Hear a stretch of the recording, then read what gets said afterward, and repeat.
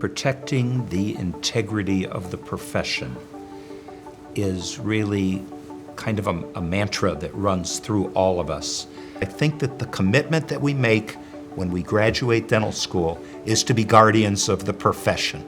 I go overboard when somebody says he's not a member. What do you do for me? What did I get, a magazine? Oh my God, I go crazy. Political action is a huge part of what we do, and what I'm so proud of, always been proud of, I don't think we've ever sponsored, but backed a bill that didn't benefit the public.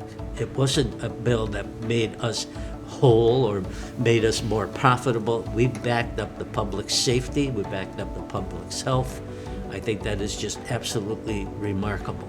I think that it's, when you think about it, how selfless Yes. the things that we support. Let's go way back to fluoridation. Sure. The people that pushed fluoridation, which conceivably, if you stretch it out and embellish it, could be putting dentists out of business. Yeah. Because in those days, we were drillers, fillers, and billers. You know, we weren't bleaching teeth and we weren't making plastic aligners and all the other things.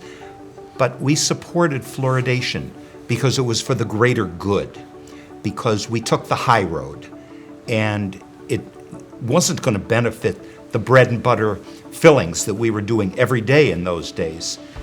It was for the good of the public. Right. And dentistry is a giving profession that doesn't look at the benefits that come to it. I want to just go back to one other selfless act of our profession that made me very proud. And we passed mandatory continuing education. Every other profession either had it or has it now. We debated the heck out of it. We did, but we look good. We do have an obligation for continuing education and to be involved, to have a say in our profession and to protect its integrity. Here we have this situation where people are bypassing the dentist and you get your orthodontia by mail. I don't agree with that kind of concept, and the American Dental Association is suing that company. They're in Australia, they're in Ireland, they're in Europe, and California just passed a law. I loved it.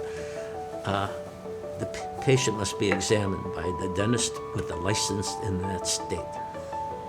And that's only reasonable. Only reasonable. You can't do that as an individual. Only your state can do it. Only your political power can do that. A lot of the ideas that I've brought with over the years and learned have come from my verbal interchanges with other dentists that I met through the vehicle of organized dentistry. Yes. And people will just say something at a dinner. You know, I've decided that I'm going to A, B, C, D, whatever it was. And I thought, that's a great idea. And then I bring that idea back again. But if you don't go, if you don't volunteer, and you don't step up and say, hey, wait, this is my profession. This is a wonderful profession. You touch people in so many different ways.